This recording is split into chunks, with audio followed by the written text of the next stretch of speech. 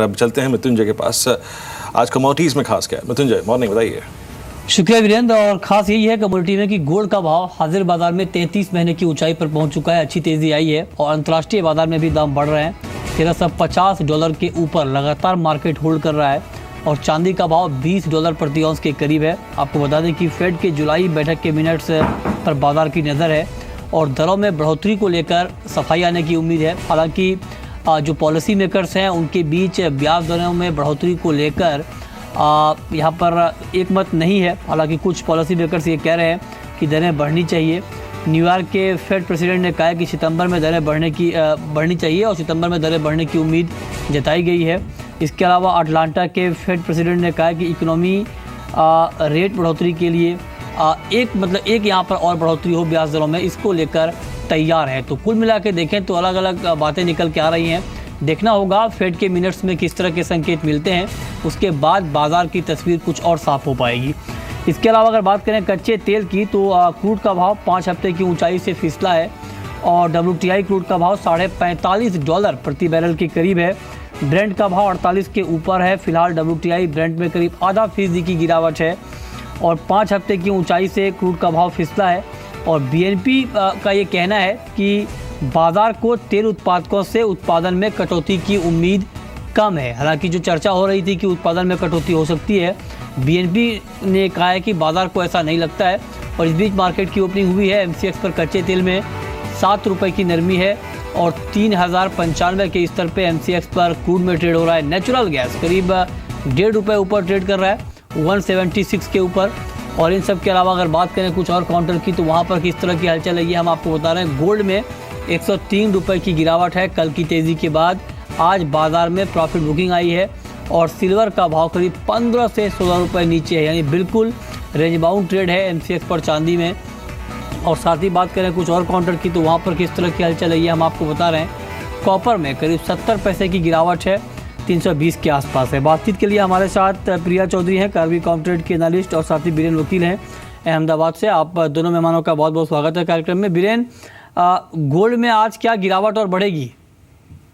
Gold में मुझे हल्का सा बेरिश सेंटिमेंट लग रहा है। लास्ट वीक का जो PPI डेटा था बेहद खराब था, तो ऐसा लग रहा है कि इन्फ्लेशन अपील उसकी कम हो जाएगी। आज के लिए तो शॉर्ट जाऊंगा 31,500-550 के आसपास।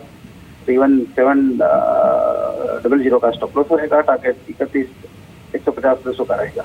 ठीक है प्रिया चौधरी, आपका कमेंट क्या होगा गोल्ड और सिल्वर के ऊपर? फंडामेंटली आपको बुलियन का मार्केट कैसा दिख रहा है? अगर फंडामेंटली देखें तो बुलियन का मार्केट मुझे थोड़ा स्ट्रांग ही दिख रहा है। फेड के मेंबर्स की तरफ से अलग अलग बातें निकल कर आ रही है। ओवरऑल देखें तो ऐसा लग रहा है कि रेट हाइक होने के चांसेस कम है, जिसकी वजह से डॉलर वीक दिख रहा है। साथ ही अगर यूरोपियन यूनियन से ब्रिटेन की एग्जिट की वजह से पॉन्ड अपने लोएस्ट लेवल पर दिख रहा है 19.85 पे। और आज देखें तो आज FOMC पॉलिसी मीटिंग की मिनट्स आने वाली, जिसकी वजह से मार्केट थोड़ा वॉलेटाइल दिख सकता है। तो ओवरऑल मुझे लगता है कि गोल्ड में आज लोअर लेवल बाइंग की स्ट्रेटजी रखनी चाहिए। ठीक है, चांदी के ऊपर बीरेन आपका कमेंट क्या होगा? बिल्कुल रेंज बाउंड ट्रेड हो रहा है शुरुआती दौर में चांदी में। क्या आउटलुक आप देख पा रहे हैं चांदी का? सिल्वर में बाय साइड रहूंगा 46,000 के आसपास। मुझे बाइंग में दिलचस्पी है। 46,700 का टारगेट रहेगा और 45,700 का स्टॉप लॉस रहेगा। ठीक है, क्रूड के ऊपर अगर हम देखें यहाँ पर तो क्या कमेंट होगा प्रिया चौधरी? क्योंकि क्रूड में जो तेज़ी आई थी वो तेज़ी आज गायब होती हुई दिख रही है। क्या आज क्रूड पर दबाव और बढ़ेगा? जी, जैसा कि आपने भी थोड़ी देर पहले ओपेक और नॉन ओपेक मेंबर की मीटिंग की वजह से ऑयल फ्रीज होने के एक्सपेक्टेशन की वजह से कल अच्छी रैली देखने को मिली।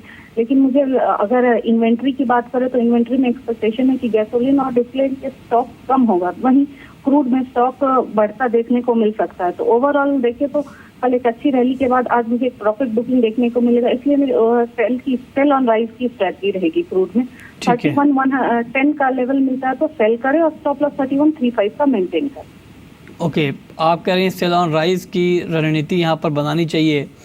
मेटल के ऊपर बीरेन वकील आपका व्यू क्या होगा? कल मेटल काउंटर में अच्छी तेज़ी आई थी और निकिल के दाम आगे और बढ़ेंगे, ये बात यूबीएस ने कही है, क्योंकि फिलीपींस की माइंस में जिस तरह से कामकाज बंद हुआ था उसका इम्पैक्ट दिखेगा। आपका आउटलुक ओवरऑल मेटल के ऊपर क्या है?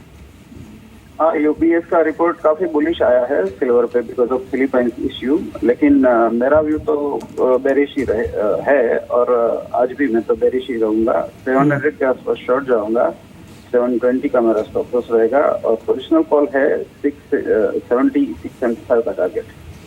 ओके, बीरेन वकील, एग्री मार्केट में आज के लिए आपको इंट्राडे में सोया तेल कैसा काउंटर दिख रहा है?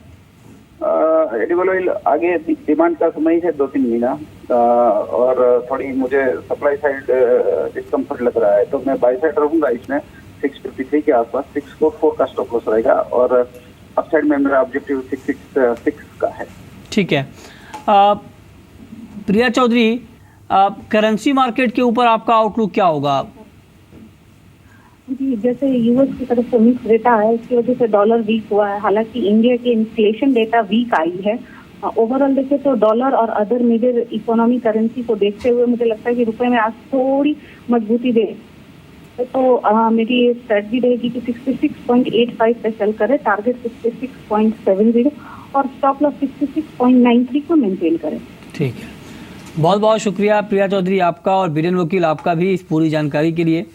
लेकिन अगर आप पोजिशनल ट्रेडर हैं, पोजिशनल ट्रेड करना चाहते हैं, तो आपके लिए जीरा सितंबर वायदा एक एट्रैक्टिव काउंटर होगा। यहाँ पे आप 18,600 के भाव पर बिकवाली कर सकते हैं।